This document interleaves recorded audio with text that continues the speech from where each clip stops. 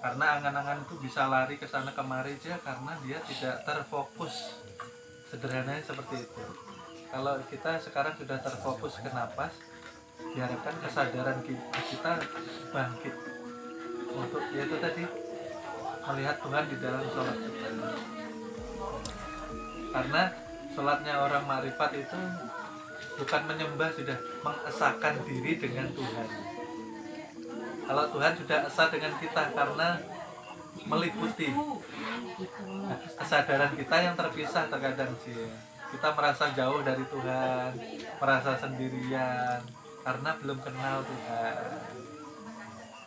Maka Tuhan selalu beserta kita setiap waktu, tidak pernah terpisah.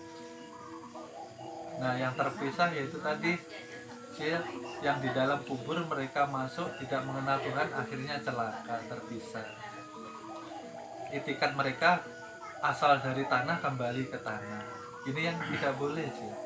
Tanah harus diteruskan lagi. Makanya tadi dari tanah dari anasir tanah dia kembali ke Tuhan. Tanah ke air, air ke angin, angin ke api, api ke nur. Nah, sempurna. Seperti itu.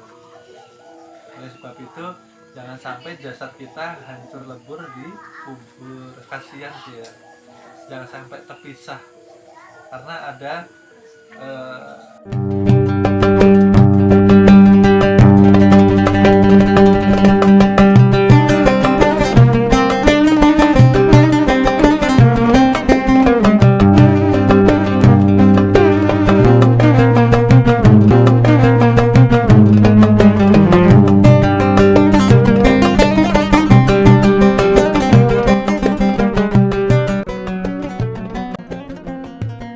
Bismillahirrahmanirrahim. Assalamualaikum warahmatullahi wabarakatuh.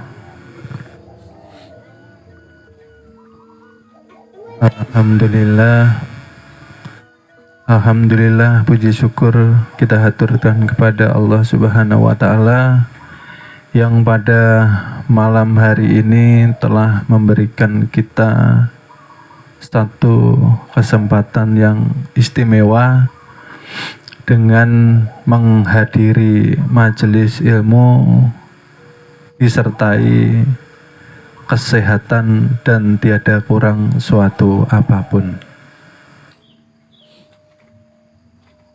Satu karunia yang Tuhan berikan yang begitu istimewa karena termasuk di dalam kita menjalani sunnah yang utama daripada junjungan Nabi besar kita, Nabi Muhammad Sallallahu Alaihi Wasallam.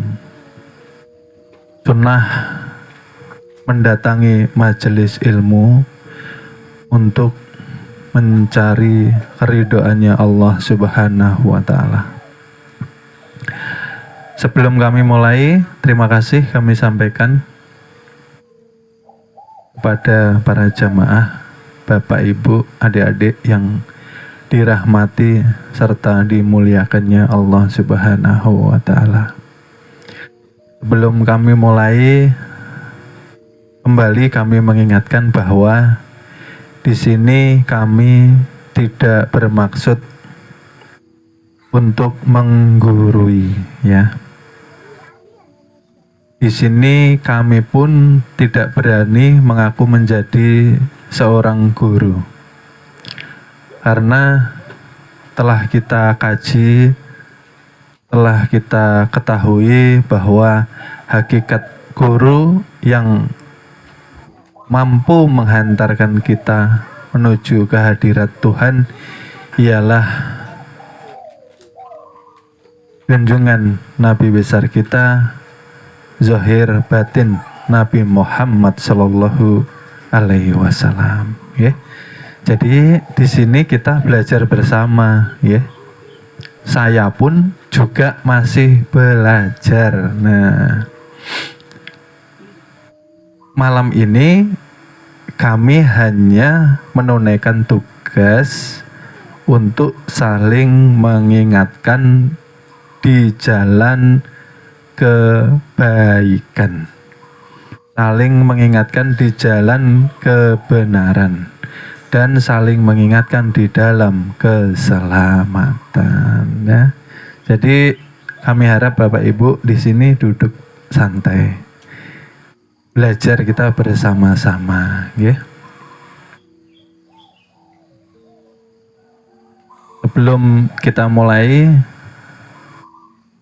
selalu kita panjatkan sholawat dan salam kepada junjungan Nabi besar kita, Nabi Muhammad Sallallahu Alaihi Wasallam. Baik, sebelum kita mulai, mungkin ada sedikit kajian yang akan kita ulangi, ya, flashback, supaya yang hadir malam ini yang belum mengikuti nantinya masih sempat mengikuti kajian yang kemarin kita jabarkan. Malam ini saya ingin menyapa sedikit kepada Bapak Ibu. Bagaimana kabarnya? Baik semua, ya, alhamdulillah. Mudah-mudahan kita hari ini termasuk golongan yang beruntung. Dan terus kami ulang supaya saling mengingatkan bahwa hari ini kita harus termasuk menjadi golongan yang beruntung, dikarenakan ibadah kita yang terus kita perbaiki, ibadah kita yang kita jalani dengan ketaatan dan istiqomah. Mungkin yang kemarin sholat 5 waktunya banyak yang lepas, bisa kita perbaiki. Mungkin yang malam belum bisa bangun, akhirnya bisa bangun untuk menjalankan sholat sunnah tahajud, sholat sunnah taubat. Dan mungkin yang ingin berkonsultasi dengan Tuhan bisa menjalankan sholat istikharah, minta petunjuk kepada Tuhan. Dan itu yang kita harapkan, Bapak Ibu, kita terus termasuk ke dalam golongan yang beruntung. Ya, amin amin ya robbal alamin. Jangan sampai kita termasuk ke dalam golongan yang merugi, atau yang lebih membahayakan kita dikatakan golongan yang celaka. Kenapa dikatakan merugi dan celaka? Ialah ketika kita masih diberi karunia nikmat hidup, masih dihidupkan pada hari ini dengan penuh kebaikan Tuhan, nikmat dari Tuhan, rezeki dari Tuhan, tapi kita gunakan untuk justru menjauh dari Tuhan, lalai dari Tuhan, dan tidak mengindahkan apa yang Tuhan perintahkan kepada kita. Itu termasuk kita rugi, Bapak Ibu, karena setiap hari kita semakin mendekati hari perjanjian, ya. Nyatanya setiap hari ada yang dipanggil di masjid atau musola, dan itu nyata, bukan katanya. Nih, artinya apa? Ketika kita semakin mendekati perjanjian, akan tetapi hati kita belum terbersit untuk memperbaiki ibadah kita, amal kebaikan kita, dan kita masih menuruti kesenangan-kesenangan duniawi, kesenangan-kesenangan badan jasmani, kesenangan-kesenangan harta benda, anak, dan sebagainya. Di situ kita harus banyak istighfar. Artinya kita belum mendapatkan hidayah Tuhan. Umur kita kebanyakan mayoritas sudah dekat dengan perjanjian kita bertemu dengan Tuhan. Nah, di situ harusnya kita rajin belajar mengkaji ini untuk bisa memperbaiki ibadah. Karena seperti yang sudah kami terangkan kemarin, bahwa ibadah bisa dijalani dengan baik apabila disertai dengan ilmu. Karena ibadah tanpa ilmu dikatakanlah sia-sia. Bisa dikatakan seseorang yang taat ibadah walaupun 70 tahun, walaupun tidak pernah ketinggalan jamaah di masjid, bagus bacaan Al-Qur'annya, akan tetapi jikalau tidak diawali dengan awaludin ma'rifatullah, tidak diawali dahulu ketika seseorang beragama ini mengenal Tuhannya, mengenal yang disembahnya, maka akan sia-sia. Artinya apa? Artinya fardu ain kita menghadiri majelis ilmu untuk mencerahkan diri kita supaya ibadah kita tidak sia-sia. Ya, Bapak Ibu dan adik-adik yang dimuliakan serta yang dirahmati Allah Subhanahu wa taala.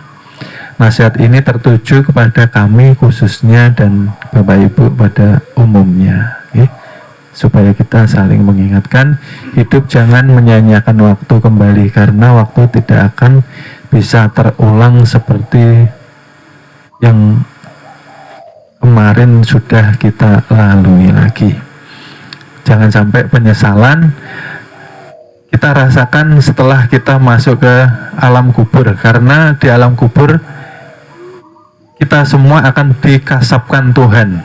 Di alam kubur pandangan kita akan tembus tanpa hijab. Artinya tembus tanpa hijab, seluruh kebenaran dari Tuhan yang sudah tertuang di Al-Quran semua nyata. Tetapi di alam kubur, oleh sebab itu di majelis sering kami mengingatkan kepada diri kami sendiri dan umumnya kepada Bapak Ibu, saudara-saudara yang kami rahmati dan kami muliakan, supaya hidup ini berhati-hati, hidup jangan sembarangan. Pada awalnya kita dilahirkan dengan kebersihan dan kesucian. Jadi Tuhan meminta kepada kita, ketika nanti engkau kembali wahai manusia, wahai hambaku, kembalilah dengan keadaan bersih dan suci, seperti ketika engkau dilahirkan dahulu, di awal-awal kejadian. Jadi bagaimana kita bisa kembali bersih dan suci? Haruslah kita mengetahui cara taubat yang benar. Nah, jadi malam ini kajian kita bagaimana kita berpulang ke rahmatullah dengan selamat, dengan husnul khotimah, dengan mendapatkan ridhonya Allah Subhanahu wa taala, dengan cara taubatan nasuha. Taubatan nasuha yang seperti apa? Ketika kita sudah mengkaji ilmu di majelis, harapan kami ketika terbuka rahasia, kesadaran kita bangkit, kesadaran kita berdiri, menjaga anggota tubuh zahir batin supaya tidak melakukan maksiat kembali, karena maksiat yang diulang kembali artinya mempermainkan Tuhan, dan itu sangat membahayakan. Kenapa? Yang dikhawatirkan nanti yang lain masuk surga tanpa hisab. Nah, yang mempermainkan Tuhan ini ketika masuk surga mampir dulu ke neraka, beli oleh-oleh. Mohon maaf, akan kami lanjut ke episode berikutnya. Terima kasih.